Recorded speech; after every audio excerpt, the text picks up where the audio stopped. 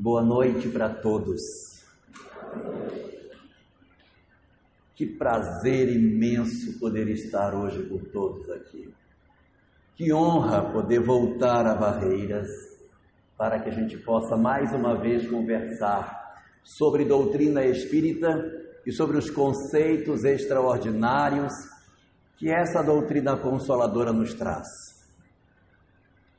Porque é consultando as suas obras, analisando as páginas que nos foram trazidas pelos Espíritos, é possível perceber que quando a morte nos colhe nos seus braços e chegamos ao mundo espiritual, nós, ao chegarmos ali, somos surpreendidos por uma experiência muito singular que nos remete a vivermos durante essa chegada ao mundo espiritual 5 sustos diferentes que a alma tem quando adentra o mundo dos espíritos.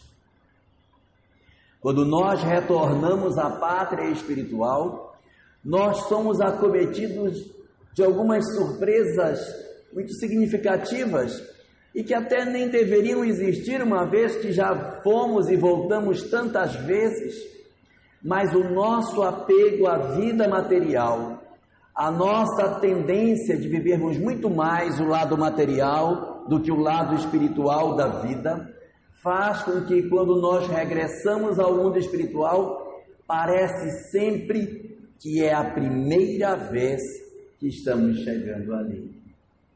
O primeiro dos sustos que a gente leva quando chega no mundo espiritual é a descoberta de que a vida continua.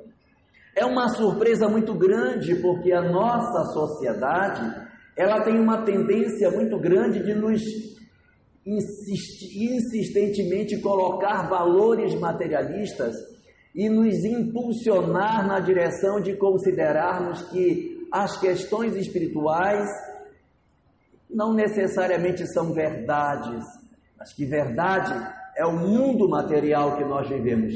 E isso vai nos afastando de uma leitura mais espiritualista da vida. E nós vamos vivendo a vida sem nos darmos conta de que nós somos espíritos. Às vezes nós somos até espíritas, e a gente lê as obras, ouve o que se fala, ou não somos espíritas, mas ouvimos pessoas falarem que conversaram com os parentes desencarnados, que viram o avô, o pai, o filho, a mãe, o irmão, que já desencarnou, e nós até dizemos, mas é isso mesmo, as pessoas aparecem depois da morte, e não nos damos conta que nós também somos mais um. E quando chega a hora da nossa desencarnação, quando nós percebemos que era tudo verdade, nós levamos um susto danado e dizemos, valei-me Jesus Cristo. E não é que era verdade mesmo? Porque a gente até acreditava, mas não sentia em plenitude o que todas essas coisas queriam dizer. Infelizmente, nem todos têm essa noção de vida imortal, e nós temos na nossa sociedade uma quantidade significativa de pessoas que sequer se questiona sobre a vida após a morte, sobre o que acontece para o lado de lá da vida. E para esses, a surpresa é muito maior ainda, porque eles têm que entender que eles não estão vivos na carne, eles estão vivos fora da carne. E é tão difícil quando a gente não se habituou a entender que somos um espírito, e que esse espírito não permanentemente, mas temporariamente habita um corpo que vai deixar e vai voltar a ser espírito de novo. Então, quando a gente não está habituado a esse raciocínio, é tão difícil entender que o meu corpo está lá, mas eu estou aqui, eu sou uma coisa, o corpo é outra. Então, essas dimensões sobre a vida imortal, elas são muito importantes para que a gente dê a real dimensão das questões que dizem respeito à espiritualidade nas nossas vidas. Porque o desconhecimento disso pode nos levar a achar que terminando a vida cessam todas as nossas dores, todas as nossas angústias, todos os nossos sofrimentos. As obras espíritas são unânimes em dizer que não. A morte não tem o poder de transformar os nossos sentimentos. Quem era feliz antes da desencarnação, assim continuará depois da morte. E quem passava por angústias, sofrimentos e dores antes da desencarnação, não vai ser a morte que vai alterar isso num passe de mágica, fazendo com que nos tornemos felizes de uma hora para outra. Evidentemente, a literatura espírita está farta de informações de que nós temos um destino feliz no futuro. Todos nós caminhamos para a felicidade, sem dúvida. Todos seremos espíritos felizes. Mas para alcançarmos esta felicidade, é fundamental que a gente se desembarace das nossas imperfeições morais, que nós consigamos vencer os nossos defeitos mais íntimos. Enquanto não fazemos este movimento de transformação das nossas almas, nós não conseguimos alcançar a felicidade. Então, iremos ser felizes após a morte? Sim, mas não imediatamente. Iremos ser felizes bem depois, quando tivermos nos liberado das nossas imperfeições mais íntimas. E mesmo que nós tenhamos cometido erros e tropeços, mesmo assim, sempre haverá forma de nós reconstruirmos as nossas vidas, porque, segundo aquilo que a doutrina espírita nos coloca, muito maior do que as nossas faltas, muito maior do que os nossos tropeços, é a misericórdia e o amor incessante de Deus em nos oportunizar a chance de sermos felizes.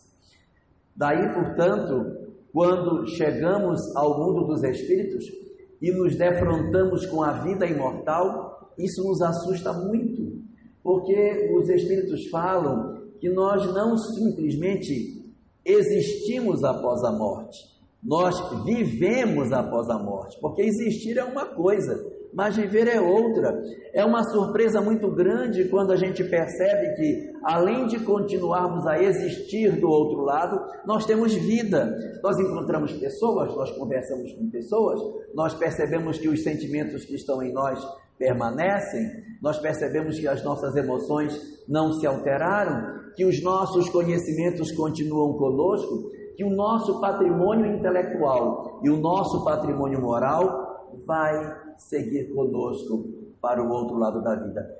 Essa é uma surpresa extraordinária. E que bênção é sabermos isso antes da desencarnação, para que nós possamos fazer opções mais acertadas com relação àquilo que temos para realizar na vida na Terra. Um segundo susto que a gente toma quando a gente chega do lado de lá é quando nós nos damos conta de que nós não fomos tão bons quanto a gente pensou que a gente era.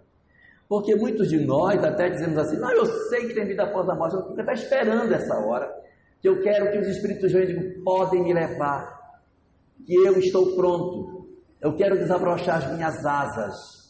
Avisem Jesus que Ele pode tirar férias, porque eu já estou chegando. Então, criamos uma expectativa às vezes falsa, achando que nós somos a pessoa mais extraordinária do mundo. Eu sou uma mãe tão maravilhosa, meu Deus, meus filhos não têm o que reclamar de mim, porque eu cuidava desses meninos quando eram pequenos. Meu Deus, eu cuidava, não deixava ninguém se sujar, andavam sempre limpinhos, sempre arrumadinhos. Vá ver como é que era para o menino não se sujar, coitado. Não senta, não te mexe. E a gente acha que foi um pai ou uma mãe maravilhoso porque nós fizemos uma educação que as pessoas não conseguiam nem se mexer, coitados. Oprimimos as pessoas. Não, meus filhos sempre se alimentaram muito bem. Nossa, eu fui uma mãe, eles comiam com uma chinela em cima da mesa. Come, mastiga, engole. E a gente vai criando uma ideia de que nós somos a pessoa mais maravilhosa do mundo, enquanto outros dizem: não, eu fui um pai extraordinário porque Eu nunca disse não para meus filhos. Vai ver o resultado. Então, nós temos uma leitura muito equivocada sobre o que seja o certo e o errado. Nós nos equivocamos com muita frequência sobre nós mesmos. E uma surpresa incrível que nós temos quando chegamos do lado de lá é descobrir que nós não somos as almas puras que nós pensamos que fôssemos. Ai, como é ruim isso, sabe? Não que a gente só faça bobagem, a gente também faz muita coisa boa. E isso produz em nós um sentimento muito feliz. As coisas que a gente fez e que foram boas, elas nos dão um prazer tão grande. Nós somos tomados de uma emoção tão intensa pelo bem que fizemos, que é isso que faz com que as almas sejam felizes ou infelizes no mundo espiritual. O que faz a característica de eu ser feliz ou não é exatamente a minha capacidade de ter realizado aquilo que a vida me chamou para que eu fizesse. Então, ninguém, na verdade, se arrepende de haver aproveitado as oportunidades que a vida nos deu. E eu vou até antecipar a vocês uma notícia de primeira mão. Vocês sabem qual é a música que está em primeiro lugar nas paradas de sucesso do mundo espiritual? Faz anos. É a música que mais toca nas paradas de sucesso do mundo espiritual. Uma música que vocês devem conhecer. Uma coisa assim. Devia ter amado mais, ter visto o sol nascer. Essa música, ela é um resumo de tudo que a gente deveria fazer na vida e a gente não faz. A gente ouve a música e diz, mas isso é lindo, e continua não fazendo, mas acha lindo. Aí quando chegar do lado de lá, vai cantar a mesma música, vai se juntar ao coro que já canta o fato de não termos aproveitado a vida como a gente poderia ter feito. Por quê? Porque a parte que a gente fez que foi boa é muito prazerosa, mas há uma parte em nós muito desconfortável, que são os nossos equívocos, os nossos erros, os nossos tropeços, e que nos impedem de ser felizes. São esses tropeços que fazem com que a gente não consiga caminhar. E esses tropeços que a gente tem, eles estão concentrados basicamente em 3 áreas. São 3 áreas diferentes aonde a gente mais se equivoca, e por conta disso, a gente no mundo espiritual, quando chega lá, toma essa surpresa danada ao perceber que não fizemos a nossa lição de casa. As 3 áreas são: primeira delas, uso do tempo. Nós não usamos o tempo de maneira conveniente. Eu não estou dizendo com isso que a gente tem que trabalhar que nem louco, ver a família só de 15 em 15 dias, deixar uma foto para que as crianças não esqueçam como nós somos. Não é isso. Aproveitar o tempo é saborear a vida, é dar prazer à vida. Existem pessoas que dizem assim, não, mas a minha família não tem o que reclamar de mim, porque eu passei as minhas noites todas em casa. Só que passou em casa onde? Passou em casa dentro do quarto, assistindo televisão, vendo a novela, e os filhos lá fora. Quando dava hora de dormir, a pessoa só sai para trancar a casa, ver se está tudo trancado, trancaram tudo, pronto, vamos dormir. Então, é como se a gente ficasse e não ficasse. A gente esteve, mas não conviveu. Então, o uso do tempo é a gente usar o tempo para fazer coisas produtivas, para que tudo na nossa vida tenha sido feito com o aproveitamento real das oportunidades que a vida nos concedeu. Então é a gente conviver mais com os outros, aproveitar para nos relacionarmos com as pessoas, é aproveitarmos o tempo para nós fazermos algo em favor da coletividade que a gente vive, é fazer algo em favor de nós também, porque ninguém é de ferro, não é? Ninguém vai poder também só cuidar dos outros e do mundo e não cuidar de si. De vez em quando cuidar de si é bom, passar uma escova progressiva, né? É sempre bom é bom. Não que a gente vá se apaixonar pelo corpo, mas cuidar de si é importante também. É um valor você conseguir realizar algo em favor de si para demonstrar que você se gosta, que você tem prazer de ser quem é. E isso é fundamental para que a gente consiga avançar. No uso do tempo, é a gente olhar para trás todos os dias e dizer: qual foi a marca que esse dia deixou em mim? Todos os dias a gente dizer: hoje foi o dia que eu fiz tal coisa.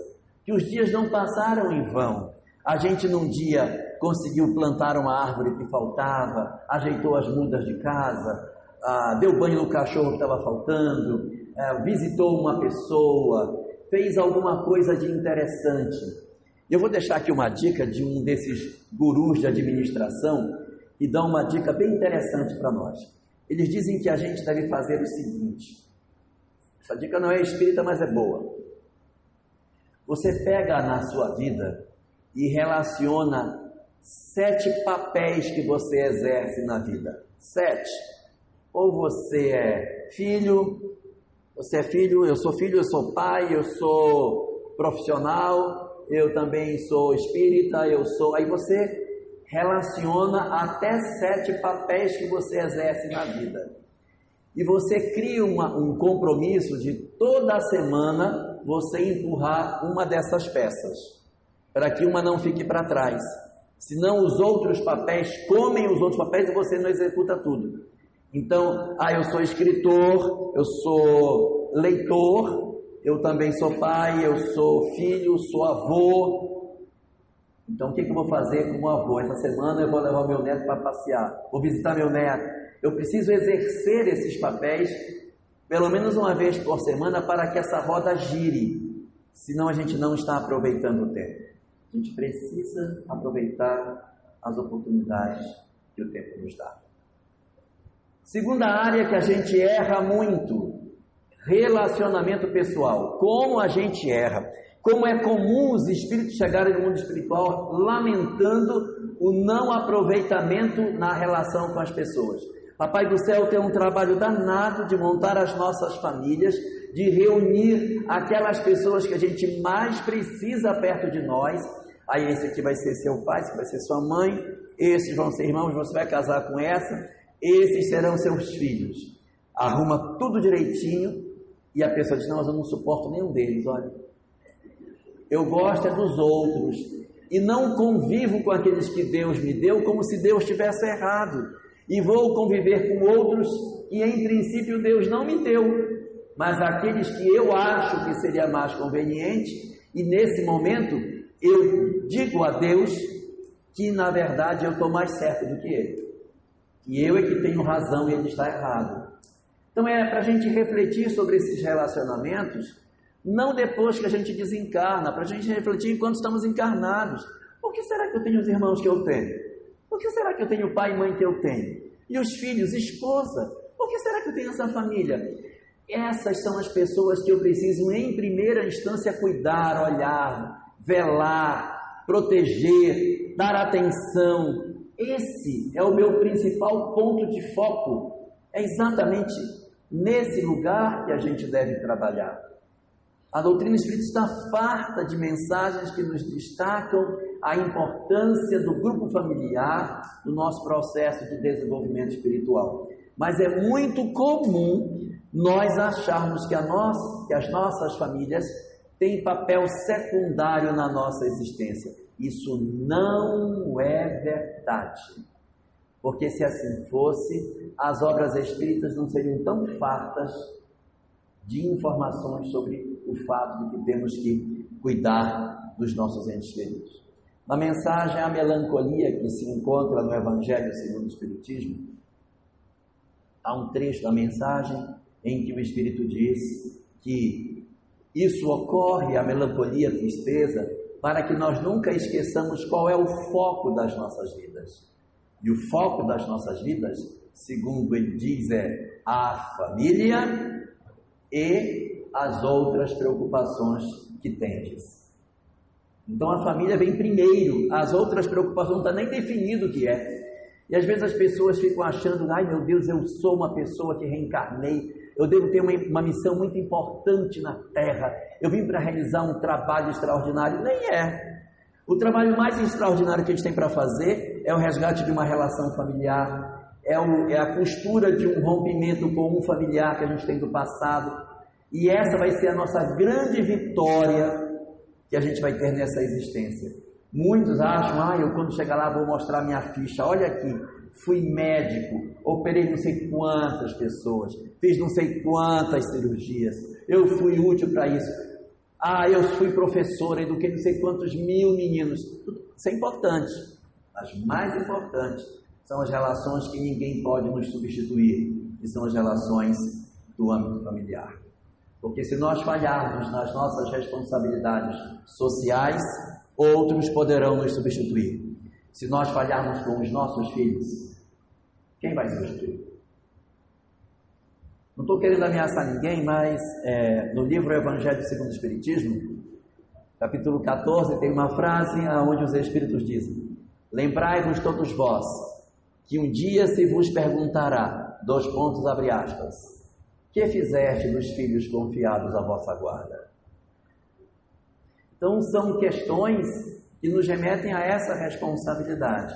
E os relacionamentos são a segunda causa nossa de dificuldade no mundo espiritual. A primeira, o uso do tempo. A segunda, o relacionamento. O terceiro, a ingratidão. A ingratidão com a vida. A ingratidão com todas as coisas. Não é só com pessoas. É ingratidão com tudo. Oh, meu Deus. Olha o sol. Olha esse sol. Meu Deus. Isso me tira até a vontade. Oh, meu Deus, essa poeira. Oh, meu Deus. Ai, meu Deus. Então, tudo a gente... Oh, meu Deus. Então, assim, é uma gemessão tão grande que a gente não curte a vida. A gente, ao invés de saborear o que a vida tem, nós passamos a vida reclamando, escolhendo do que reclamar. Aí, quando chove, pronto, agora vai ser uma lama doida. Então, nós parece que nos comprazemos em lamentar, em gemer. Parece que nós somos almas gementes. Isso é muito ruim, porque a gente se habitua a sempre estar reclamando, a sempre estar pondo defeito, a sempre estar criticando as coisas. É muito ruim quando a gente tem esse tipo de comportamento. Tudo a gente vê defeito, né? Há pessoas que quando olham para alguma coisa, mas isso aí vai se acabar rapidinho. Meu Deus, sabe, tudo não consegue fazer elogio e a gente se vicia, tá? Isso vicia. Achar defeito, e eu não quero desejar o mal a ninguém, mas as pessoas que costumam ter o hábito de reclamar muito, costumam viver sozinhas, porque ninguém aguenta tanta reclamação. Então, se a gente não quer ficar só, vamos nos habituar a elogiar pelo menos uma vez por dia. A gente ficar prestando atenção. Gente, já reclamei muito, está na hora de eu falar alguma coisa boa, porque a gente senão vai ficar muito encharcado desse pensamento. E nós temos uma natureza muito ingrata. Nós reclamamos de tudo, muitas vezes ao dia, e não aproveitamos as coisas boas. Aí quando passa, tempo bom, era o tempo da minha juventude. Ali é que era bom, mas quando era na juventude não achava bom. Reclamava do mesmo jeito. Só acha bom o que já não pode ter mais. Isso é um vício danado. Então essas três questões produzem em nós um sentimento de muita dificuldade espiritual, porque a gente reclama tanto que quando chega no mundo espiritual, assim, meu Deus, porque eu não aproveitei a vida, eu tive tantas oportunidades de fazer o bem e não fiz. Hoje nós temos tantas oportunidades. Para quem tiver em dúvida sobre o que fazer, vá ali no stand da Fraternidade Sem Fronteira, pegue um folder e apadrinhe uma criança na África, auxilie o trabalho da Fraternidade Sem Fronteira, que faz um dos trabalhos mais extraordinários de regeneração hoje no planeta. O trabalho da Fraternidade Sem Fronteiras é como se fossem algumas ilhas de regeneração que vão aparecendo no planeta. Essas ilhas vão surgindo e elas vão crescendo até que elas se juntem e o planeta então se transforma num mundo de regeneração. Não pensemos nós que a regeneração vai vir ao mesmo tempo, do mesmo jeito no mundo inteiro. Pequeninos focos de luz vão surgindo e depois esses focos vão se juntando, se fortalecendo, até que de repente a Terra inteira está transformada. E um desses pontos luminosos que temos hoje no planeta, sem dúvida nenhuma, é o trabalho extraordinário que a Fraternidade Sem Fronteiras realiza. Então, quem está hoje pensando, meu Deus, como é que eu posso fazer o bem? Nós temos aí mais uma oportunidade de como realizar o bem nos dias que nós temos. Além dessa discussão sobre este segundo susto que a gente toma quando chegamos no mundo espiritual e a descoberta que nós não somos tão bons assim, vem o terceiro susto. O terceiro susto que a gente toma é quando a gente descobre que, ao contrário do que muitas vezes a gente achou que existisse, não tem tribunal de julgamento do lado de lá. A gente fica, ai meu Deus, eu vou ser julgado, ai meu Deus, eu vou ser julgado. Ai meu Deus, se chegar na hora, aí eu já vou ensaiar a minha resposta. Quando me perguntar, não, eu fui sim, não, eu fiz sim, e fiz um bocado de vezes, fazia toda hora, era assim. Se a gente entrar por esse caminho, nós vamos nos perder na história. Nós vamos entrar por um viés que não é o verdadeiro. Por quê? Porque, segundo o que o Espiritismo nos diz, não existem julgamentos externos no mundo espiritual pela lei de Deus. O julgamento das almas, ele não se exerce exteriormente, ele é interno. Somos nós próprios que nos sentenciamos, que nos julgamos, nos absolvemos ou nos condenamos. Não é ninguém que vem de fora dizer, olha, eu lembro de você, hein? Quando tinha 13 anos, pegou um gato, você amarrou uma lata no rabo do gato. Eu lembro, eu vi o que você fez. Não, isso está tudo em nós, porque nós sabemos a extensão dos nossos erros e dos nossos acertos. Ninguém melhor do que nós para nos julgar, entre aspas, para nos sentenciar e dizer até onde vão as nossas culpas e as nossas capacidades de termos bem realizado as coisas na Terra. Então, esse terceiro momento é um momento singular da nossa história e a gente se surpreende porque diz, meu Deus, não tem juiz não. O julgamento é todo dentro de nós. E isso é até mais difícil porque a gente não consegue mentir para nós mesmos. Então nós vamos dentro de nós próprios e vamos sentenciando a nós mesmos, nos culpando e nos absolvendo, refletindo sobre o que fizemos e vai produzindo muitas dores em muitos de nós que cometemos muitos equívocos e vai trazendo muitas alegrias para aqueles de nós que começamos a empreender a caminhada na direção do bem, já aqui na Terra. O quarto dos sustos que a gente toma do lado de lá é quando a gente diz assim, bem, agora eu já sei o que eu fiz de errado, eu sei o que eu errei, sou eu que me julgo, então agora só me resta um caminho, mudar. Eu vou mudar. Experimente mudar no mundo espiritual para você ver como é bom. É difícil, gente. É difícil mudar do lado de lá. Não que seja impossível. Existem espíritos que conseguem caminhar do outro lado. Existem espíritos que conseguem avançar. Na verdade, todos nós avançamos no mundo espiritual. Conseguimos evoluir, nos transformar. Mas a velocidade da mudança não é a mesma de quando estamos encarnados. A gente tem dificuldade de mudar porque tudo que a gente fez está muito fresco na nossa memória e não nos deixa dar o passo decisivo da mudança. Nós precisamos imperiosamente de uma nova oportunidade, de um novo momento nas nossas histórias, em que a gente comece a repensar tudo, mas sem essa lembrança total de tudo que aconteceu conosco, porque isso nos atrapalha.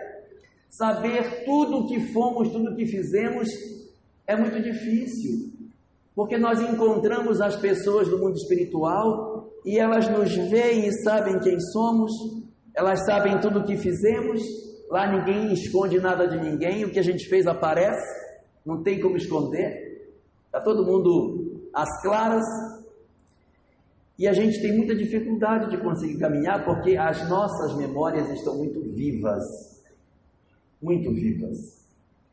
e isso é um incômodo, porque você deseja mudar e não consegue. Você quer fazer a mudança, mas o seu passado, tão vivo dentro de você, dificulta isso. Há espíritos que, ficando no mundo espiritual, conseguem fazer isso com uma certa rapidez. Mas muitos de nós temos dificuldade.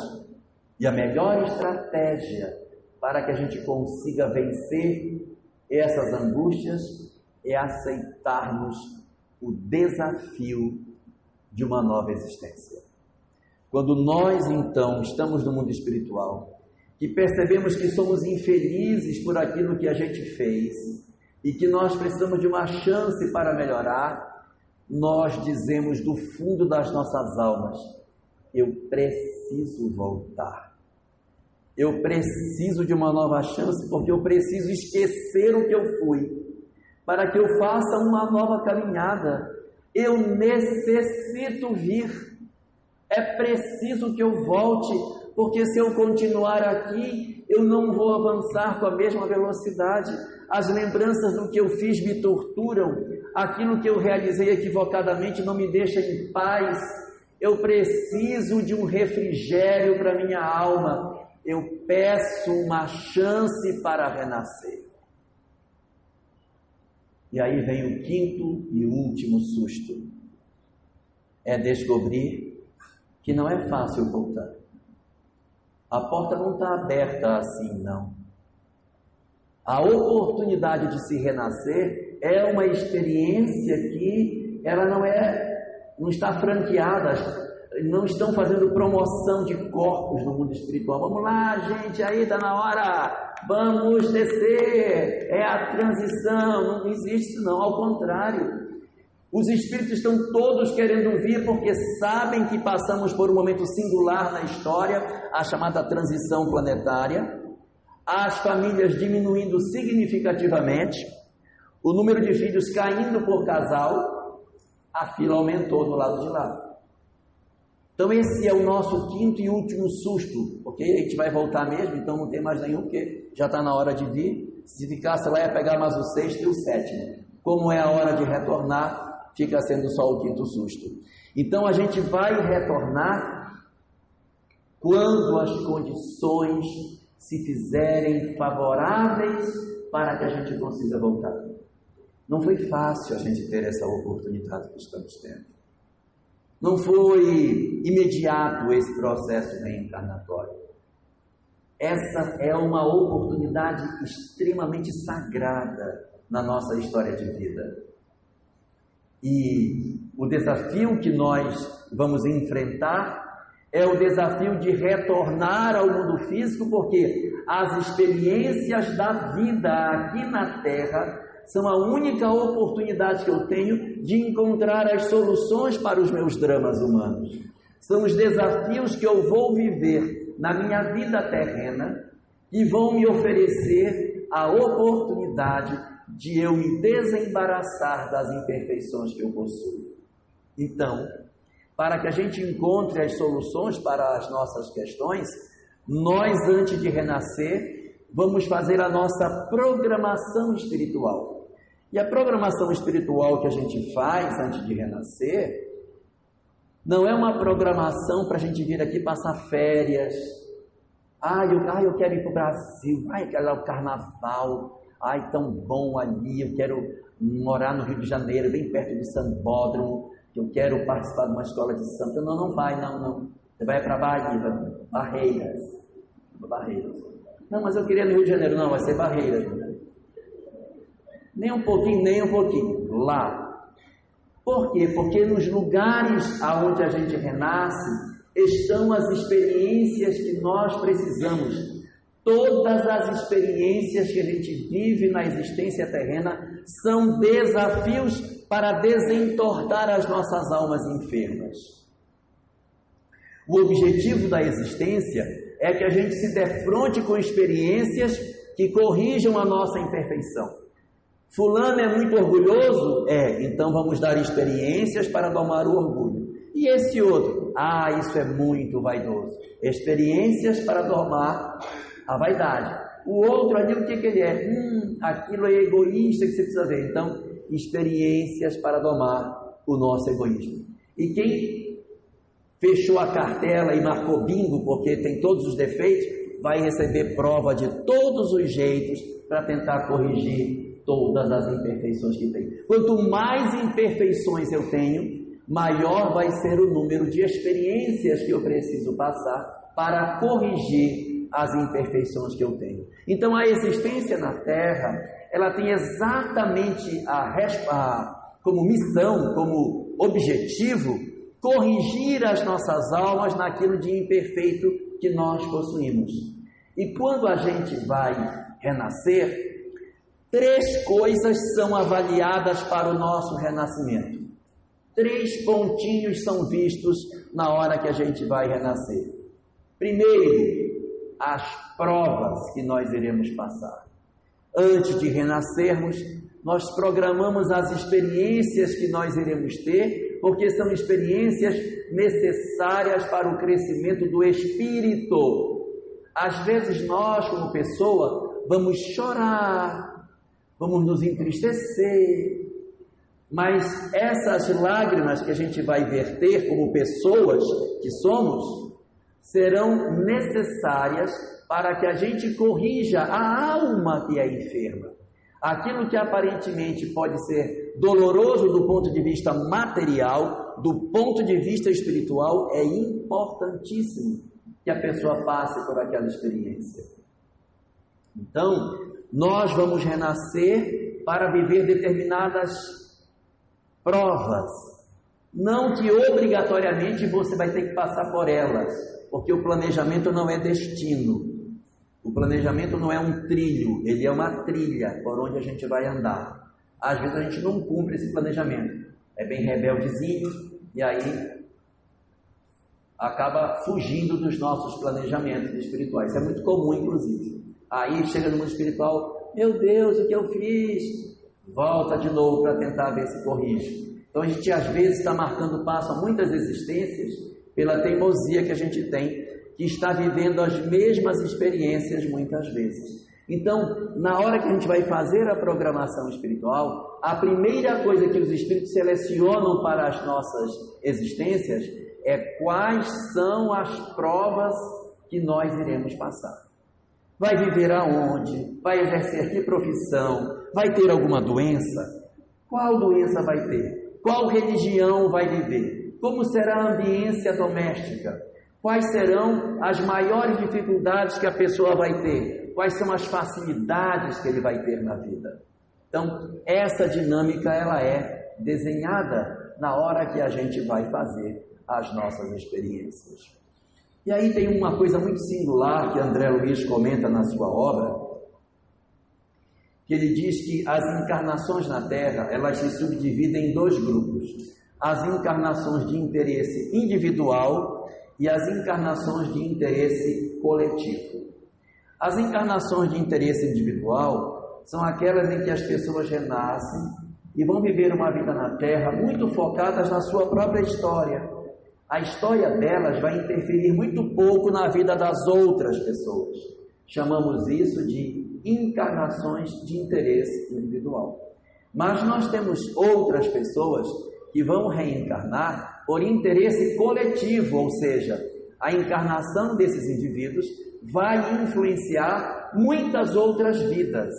Então, esse indivíduo está numa condição diferenciada, porque a vida de outras pessoas depende do sucesso da encarnação dele. É o caso de professores, profissionais, sei lá, médicos, que atuam com outras pessoas, servidores públicos, pessoas que exercem um papel de cunho social, que atuam com população, que mexem com outras pessoas, que suas vidas interferem na vida de outras pessoas. Quando a gente renasce, e a minha experiência ela se circunscreve muito ao círculo estreito das minhas relações familiares, sem que eu tenha grandes vínculos fora do meu grupo familiar, mas eu estou às vezes focado muito mais em mim ou na minha família consanguínea. Então dizemos que é uma encarnação de interesse individual. E as encarnações de interesse coletivo, elas possuem um toque a mais. Há uma diferença nelas. Porque quando você vai escolher as provas que a pessoa vai passar, você diz assim, fulano vai precisar vir e ele vai ter que ter um problema. Essa pessoa aqui, ele bebia muito. Então ele vai renascer com o sistema nervoso afetado. Então a mão dele vai tremer o tempo todo, ele não vai ter aquela mão muito saudável, e até o fígado dele não pode nem ver o rótulo escrito feijoada, que já dói. Então ele vai ser uma pessoa com uma série de restrições. Só que se for uma encarnação de interesse coletivo, existe um banho de misericórdia sobre essa pessoa, porque eu preciso das mãos dele sadias para ele fazer as operações, as suturas. Então ele pode nascer saudável, embora o corpo continue doente. São as chamadas predisposições mórbidas. Ele renasce com experiências que são, a princípio, experiências que estariam além da lei de justiça, estariam já na lei de misericórdia. Quando nós fazemos alguma coisa que atua em prol da sociedade, a lei ela tem um toque a mais, e muitas das experiências que nós poderíamos passar, nós não passamos em função dessa oportunidade que nos é dada. Só que como a matriz é doente, é possível que essa matriz amanhã apresente problema se nós não mudarmos. Então as 3 áreas que a gente vai mexer na nossa programação são: primeira delas, as provas. Segunda parte da programação, pessoas. Aí eu vou escolher depois das provas com quem vai reencarnar. Quem vai ser pai, quem vai ser mãe, mas isso depende das provas. As provas tendo sido definidas, quem se encaixa nessa programação? E aí vai encaixar as pessoas que vão fazer parte do grupo familiar, do grupo profissional, da equipe da casa espírita, ou da igreja católica, ou da igreja protestante, tanto faz, do grupo religioso ao qual eu vou pertencer. Essas organizações de pessoas, elas vão ser montadas exatamente em função dessas questões. Nós, costumeiramente, reencarnamos não por interesse individual, reencarnamos por interesse coletivo, porque nós temos um exercício social muito grande, todos nós exercemos papéis importantes na sociedade. Então as nossas encarnações estão muito banhadas de misericórdia. Nós hoje estamos com provas que são mais leves do que a gente deveria ter recebido, em função dos compromissos que a gente tem com a coletividade onde a gente vive. E quando a gente escolheu as pessoas com as quais iríamos conviver, na hora que foram montadas as famílias, as nossas famílias parecem assim uma bisteca, entendeu? Tem uma ponta de osso, mas vem uma pontinha de carne também. Não dá para ser só filé. Como a gente teve muito problema no passado, na nossa família encarna lá ou cá uma pessoa mais difícil para a gente tentar se resolver. O objetivo não é para a gente descobrir, esse aqui é meu inimigo do passado, vou perseguir ele. Se fizer isso, enlouqueceu de vez. O objetivo é a gente descobrir que se está em casa é para amar. Esse é o foco. É a gente se debruçar sobre as oportunidades que a vida nos dá e resgatarmos a todos, oferecendo o melhor de nós nessa relação que Deus nos concede através das nossas oportunidades de renascimento. Além das provas e além das pessoas, a terceira parte é o corpo físico. Depois que se resolve tudo, bom, agora vamos ver que corpo que você vai renascer. A depender das provas que eu vou passar, das experiências que eu vou viver, meu corpo pode ser mais ou menos saudável. Se eu tiver uma responsabilidade social muito grande, mesmo que eu tenha sido um espírito muito comprometido e que deveria nascer com graves comprometimentos físicos, em função das responsabilidades sociais que eu vou ter, por ser uma encarnação de interesse coletivo, eu renasço saudável. Mas a matriz é doente. Nós renascemos saudáveis, mas o espírito continua enfermo. Resultado: se durante a existência física nós não fizermos esforço para mudar as nossas emoções, para mudarmos os nossos sentimentos, o que pode acontecer conosco? É que as imperfeições que estão na alma começam a bombardear o corpo, e quando a gente está na idade adulta, começa a aparecer uma série de doenças que são exatamente aquelas que muito provavelmente nós teríamos nascido com elas, mas pela oportunidade de serviço que nos foi concedida, nós fomos poupados. Só que como a gente não soube usar, elas estão aparecendo tardiamente. Se eu souber aproveitar a oportunidade, eu me libero das minhas culpas, eu me libero dos meus defeitos e consigo sair da vida muito melhor do que eu aqui cheguei. Então, a experiência que a gente vive na Terra, ela não tem outro propósito senão nos chamar a um processo de mudança. É por isso que às vezes ela nos parece tão amarga, tão difícil, nos parece ser uma cruz incarregável, mas não é verdade. As experiências da vida existem para que a gente mobilize o amor que já temos dentro de nós e que nós nos negamos a dar. Existe em nós muito mais amor do que a gente imagina que tenha, só que nós trancamos isso num baú e não fazemos acesso a esse amor que existe dentro das nossas almas. Observemos nós, quando a gente se emocionou na vida alguma vez, com alguma experiência que a gente teve, assistiu um filme ou viveu um determinado drama e que a emoção veio toda para fora, quanto amor tem dentro de nós? Como a gente se comoveu quando, por exemplo, você tem um filho e o filho adoece e você chega no leito do hospital e você olha para o filho e chora. Não sabia que eu gostava tanto, não sabia que tinha tanto amor dentro de mim. Nós temos muito amor, sim. Nós não mobilizamos o amor que a gente tem. É por isso que as nossas provas nos parecem tão difíceis. O que a doutrina espírita nos chama a viver é para que a gente abra esse baú de amor imenso que nós já possuímos e que o nosso raciocínio bloqueia e a gente faz questão de não demonstrar afeto. Nós estamos sendo chamados a amarmos verdadeiramente as pessoas com as quais nós convivemos. Esse é o grande objetivo das nossas vidas.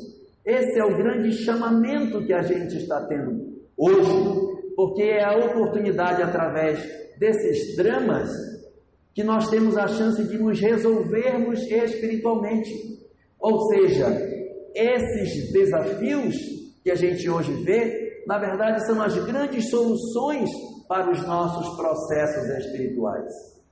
É por isso que a nossa Semana Espírita deste ano chama-se Vida, Desafios e Soluções.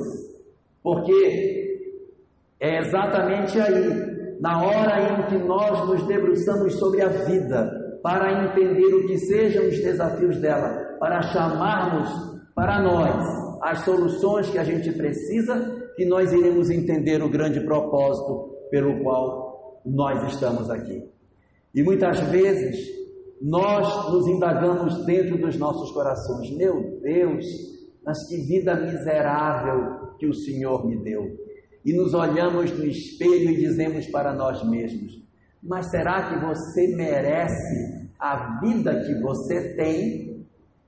E as obras espíritas nos dizem: não, nós não merecemos realmente a vida que a gente tem. A gente merecia menos do que tem.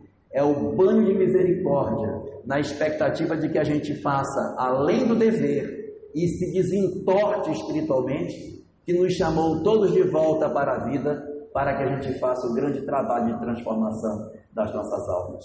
A nossa Semana Espírita, que começa hoje, é uma convocação a todos nós a vivermos essa experiência de maneira imorredora, para que esta semana fique marcada nas nossas vidas como um grande momento de reflexão e de início de uma nova história para cada um de nós, pela chance de mergulharmos profundamente dentro de nós mesmos e retirarmos de dentro das nossas almas a solução que nós precisamos para os nossos dramas. Sejamos todos bem-vindos à 40ª Semana Espírita de Barreiras. Uma boa noite para todos e muita paz.